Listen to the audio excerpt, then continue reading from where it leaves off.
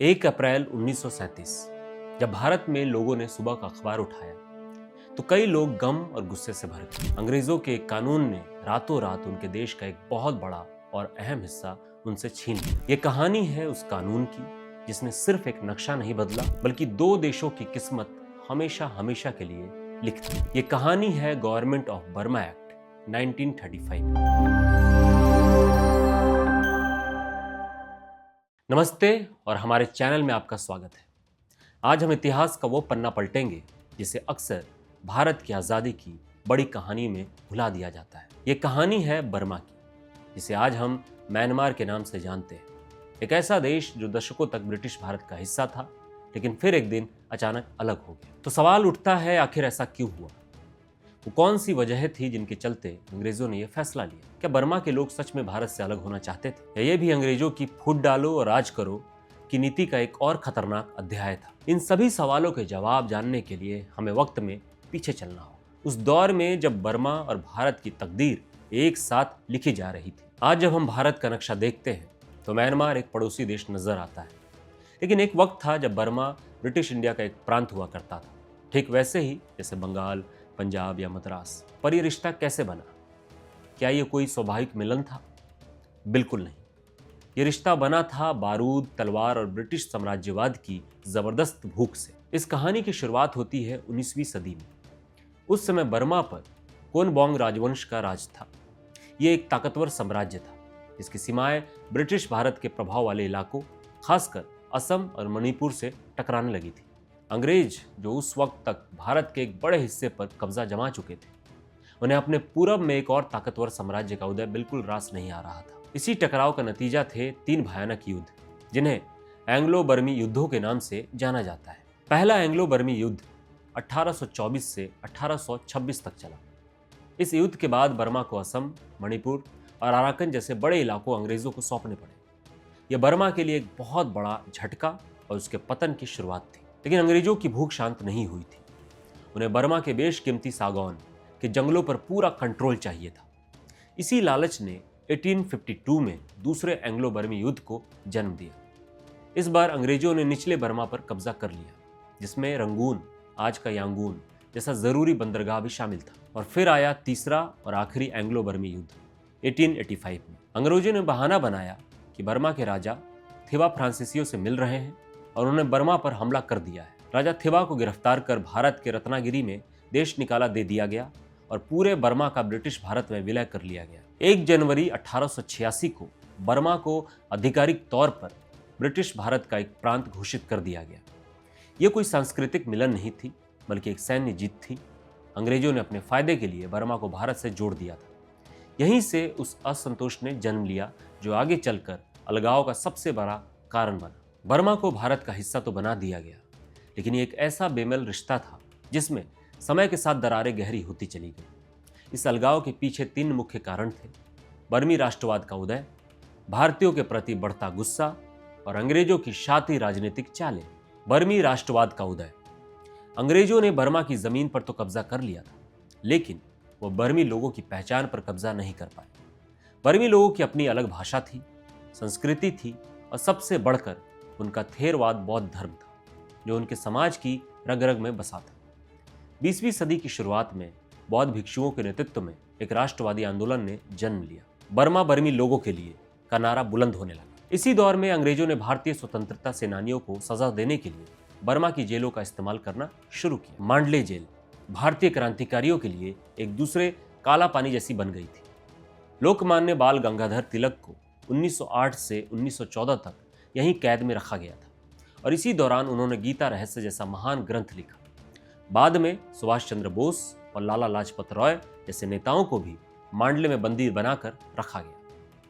ये जेलें जहां एक तरफ भारतीय स्वतंत्रता संग्राम का अहम हिस्सा बन रही थी, वहीं बर्मी लोगों को यह एहसास दिला रही थी कि वो भारत के एक ऐसे राजनीतिक संघर्ष का हिस्सा बन गए हैं जो उनका अपना नहीं है। भारतीयों के प्रति बढ़ता गुस्सा, ये इस कहानी का सबसे दुखद पहलू है। अंग्रेजों ने प्रशासन, व्यापार और मजदूरी के लिए बड़ी संख्या में भारतीयों को बर्मा लाना शुरू किया। भारतीय व्यापारी, खासकर दक्षिण भारत के चटियार समुदाय के साहूकार, बर्मा की अर्थव्यवस्था पर हावी होने लगे। उन्होंने बर्मी किसानों को बड़े पैमाने पर कर्ज दिए और जब किसान कर्ज नहीं चुका पाए तो उनकी जमीनों पर कब्जा कर लिया। अनुमान है कि 1930 के दशक तक निचले बर्मा की खेतों की लाखों एकड़ जमीन पर इन भारतीय साहूकारों का कब्जा हो गया था।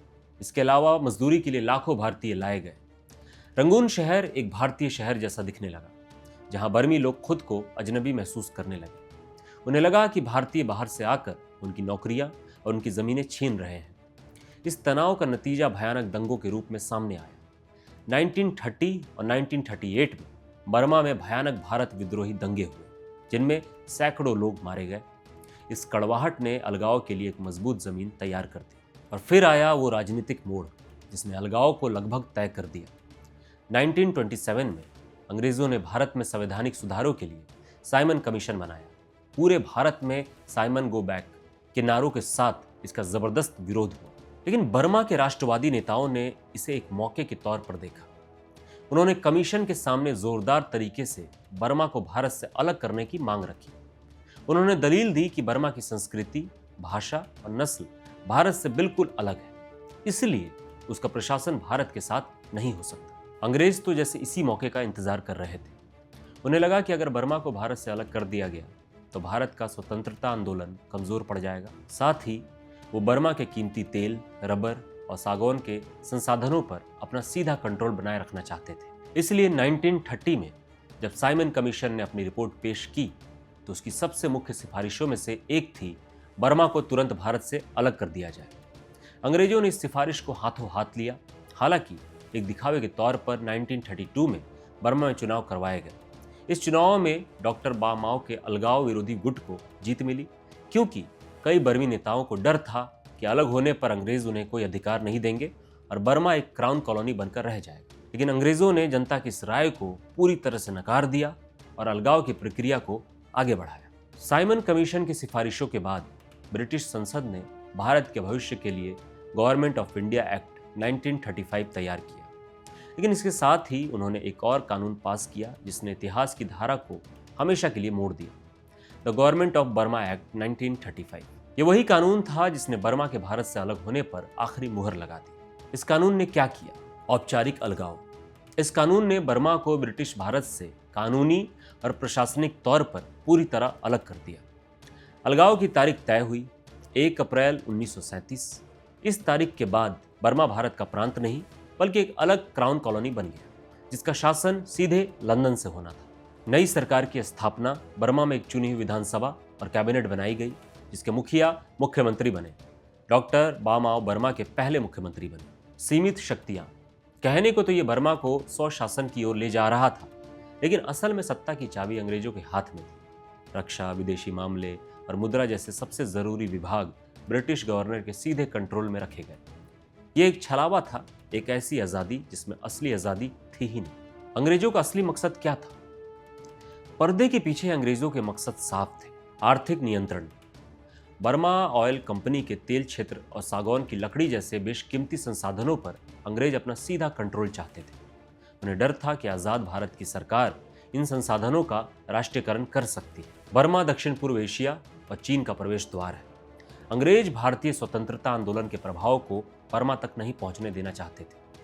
वे इसे अपने साम्राज्य की एक वफादार चौकी बनाकर रखना चाहते थे। फूट डालो और राज करो, यह अंग्रेजों की सबसे कारगर नीति थी। भारत को भौगोलिक रूप से छोटा करके वो राष्ट्रवादी ताकतों को कमजोर करना चाहते थे। भारतीय राष्ट्र कांग्रेस ने इस कदम का जोरदार विरोध किया और इसे भारत को कमजोर करने की एक साम्राज्यवादी साजिश बताया। लेकिन लंदन में बैठा साम्राज्यवादी शासन अपना फैसला ले चुका था। और फिर आया वो दिन, 1 अप्रैल 1937। भारत में ये दिन विरोध और शोक का दिन था। कांग्रेस के कहने पर कई हिस्सों में हड़तालें हुई। अखबारों ने इसे भारत का एक और अंग भंग कहा। लेकिन बर्मा में माहौल बिल्कुल उल्टा था। रंगून की सड़कों पर जश्न मनाया गया। उस दिन को राष्ट्रीय अवकाश घोषित किया गया। लोगों ने इसे आज़ादी की दिशा में पहला कदम माना। लंदन से एक शाही घोषणा हुई कि बर्मा अब भारतीय साम्राज्य का हिस्सा नहीं रहा। यह एक अजीब पल था। एक ही कानून, एक ही तारीख, पर दो देशों में दो बिल्कुल अलग अलग प्रतिक्रियाएं। एक के लिए मातम, दूसरे के लिए उत्सव। लेकिन क्या बर्मा सच में आजाद हुआ था? नहीं। पहले उनका शासन कलकत्ता से होता था, अब सीधे लंदन से होने लगा। असली आजादी अभी दूर थी, जिसके लिए जनरल आंग सान के नेतृत्व में एक लंबा संघर्ष चला और आखिरकार 4 जनवरी 1948 को बर्मा एक स्वतंत्र राष्ट्र बना। इस अलगाव का एक और दुखद नतीजा बर्मा में बसे लाखों भारतीयों का भविष्य था। वो रातों रात एक विदेशी देश में अजनबी बन गए। दूसरे विश्व युद्ध के दौरान जापानी हमले के डर से करीब 5 लाख भारतीयों को पैदल ही खतरनाक रास्तों से भारत भागना पड़ा। बाद में 1960 के दशक में बर्मा की फौजी हुकूमत ने जब संपत्तियों का राष्ट्रीयकरण किया तो बचे खुचे लाखों भारतीयों को भी अपना सब कुछ छोड़कर वहां से निकलना पड़ा। आज जब हम पीछे मुड़कर देखते हैं तो सवाल उठता है कि बर्मा का अलग होना भारत के लिए क्या मायने रखता था। स्ट्रेटेजिक नज़र से देखें तो ये भारत के लिए एक बहुत बड़ा नुकसान था। बर्मा के अलग होने से भारत ने दक्षिण पूर्व एशिया के साथ अपना सीधा जमीनी रास्ता खो दिया। वो गेटवे टू द ईस्ट अब एक अंतर्राष्ट्रीय सीमा बन गया। आज भारत अपनी एक्ट ईस्ट नीति के जरिए उन्हीं संबंधों को फिर से बनाने की कोशिश कर रहा है, जिसने भारत की पूर्वी सीमा पर नई चुनौतियां भी पैदा की, जैसे सीमा पार उग्रवाद और नशीले पदार्थों की तस्करी, जो दशकों से भारत के लिए सिरदर्द बनी हुई है। सांस्कृतिक रूप से भी ये हजारों साल पुराने रिश्तों का टूटना था, जो एक राजनीतिक फैसले की भेंट चढ़ गए। लेकिन क्या इसका कोई दूसरा पहलू भी है? कुछ जानकार मानते हैं कि अलगाव शायद होना ही था। बर्मा की अपनी पहचान बहुत मजबूत थी और जिस तरह वहां भारत विरोधी भावनाएं बढ़ रही थी, यह कहना मुश्किल है कि वो एक संयुक्त भारत में शांति से रह पाते। पर यह तर्क इस सच्चाई को नहीं बदल सकता कि इस अलगाव का समय और तरीका पूरी तरह से ब्रिटिश साम्राज्य ने अपने फायदे के लिए तय किया था। यह बर्मा या भारत के लोगों का फैसला नहीं था। यह एक ऐसा फैसला था जो लंदन के सत्ता के गलियारों में लिया गया था। तो ये थी कहानी गवर्नमेंट ऑफ बर्मा एक्ट 1935 की। एक कानून जिसने सिर्फ नक्शे नहीं बदले बल्कि लाखों लोगों की जिंदगी, उनकी पहचान और दो देशों के भविष्य को हमेशा के लिए बदल दिया। ये कहानी हमें याद दिलाती है कि राजनीतिक फैसले कितने गहरे और स्थायी घाव छोड़ सकते हैं। आपको क्या लगता है? क्या बर्मा का अलग होना भारत के लिए एक बड़ी रणनीतिक भूल थी या एक ऐतिहासिक सच्चाई थी जिसे होना ही था? अपनी राय हमें नीचे कमेंट्स बॉक्स में जरूर बताएं। अगर आपको ये वीडियो जानकारी भरा लगा और दिलचस्प लगा तो इसे अपने दोस्तों और परिवार के साथ शेयर करें और ऐसी ही ऐतिहासिक कहानियों के लिए हमारे चैनल को सब्सक्राइब करना ना भूलें। देखने के लिए धन्यवाद।